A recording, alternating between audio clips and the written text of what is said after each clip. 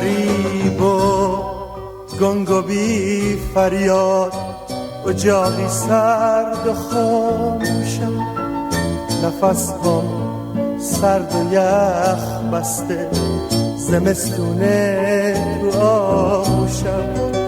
یه روز تو سینه سردم هزاران شعله بر پا بود، تنم فانوس شب سوزه، شبای سرد یلدا بود.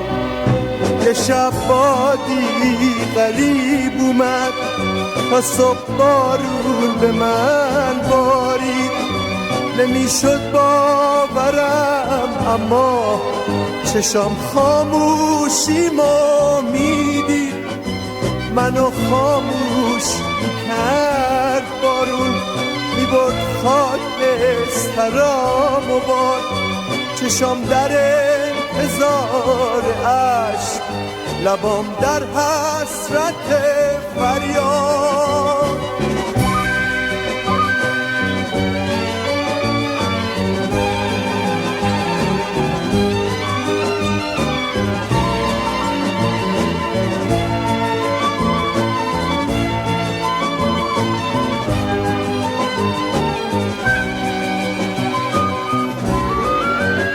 حالا خالی تر از خالی، اجاقی سرد و خاموشم، نفس هم سرد و یخ بسته،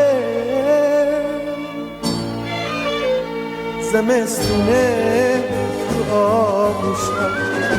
اجاق خالی و خاموش، مثل یه قلب بی خونه، یکی با دست آفتابیش،